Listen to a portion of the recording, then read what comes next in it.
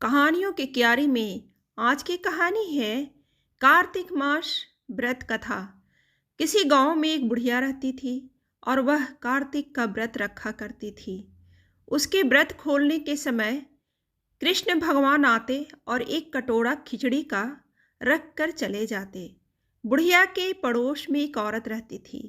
वह हर रोज यह देखकर ईर्ष्या करती कि इसका कोई नहीं है, फिर भी इसे खाने के लिए खिचड़ी मिल ही जाती है।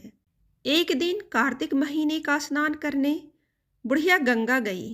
पीछे से कृष्ण भगवान उसका खिचड़ी का कटोरा रख गए। पड़ोसन ने जब खिचड़ी का कटोरा रखा देखा और देखा कि बुढ़िया नहीं है, तब वह कटोरा उठाकर घर के पिछवाड़े फेंक आई। कार्तिक स्नान के बाद बुढ़िया घर आई तो उसे खिचड़ी का कटोरा नहीं मिला और वह भूखी ही रह गई। बार बार एक ही बात कहती कि कहाँ गई मेरी खिचड़ी और कहाँ गया मेरा खिचड़ी का कटोरा। दूसरी ओर पड़ोसन ने जहाँ खिचड़ी गिराई थी वहाँ एक पौधा उगा जिसमें 2 फूल खिले। एक बार राजा उस ओर से निकला तो उसकी नज़र उन दोनों फूलों पर पड़ी और वह उन्हें तोड़कर घर ले आया। घर आने पर उसने वह फूल रानी को दे दिए, जिसने सूंघने पर रानी गर्भवती हो गई।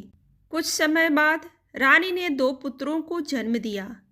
वह दोनों जब बड़े हो गए तब वह किसी से भी बोलते नहीं थे, लेकिन जब वह दोनों शिकार पर जाते तब रास्ते में उन्हें वही बुढ़िया मिलती जो अभी भी यही कहती कि कहाँ गई मेरी खिचड़ी और कहाँ गया मेरा कटोरा। बुढ़िया की बात सुनकर वह दोनों कहते कि हम हैं तेरी खिचड़ी और हम हैं तेरा बेला। हर बार जब भी वह शिकार पर जाते तो बुढ़िया यही बात कहती और दोनों वही उत्तर देते। एक बार राजा के कानों में यह बात पड़ गई।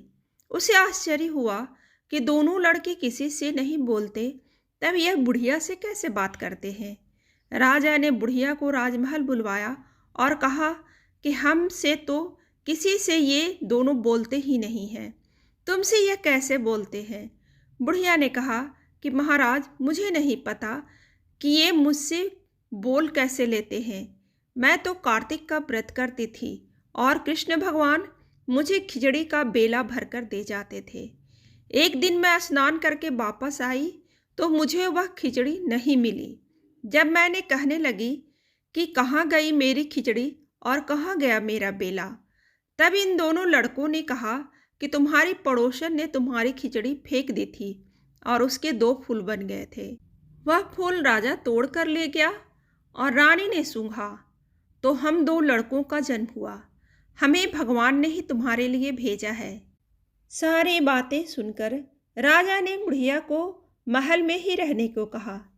हे कार्तिक महाराज, जैसे आपने बुढ़िया की बात सुनी वैसे ही आपका व्रत करने वालों का भी सुनना।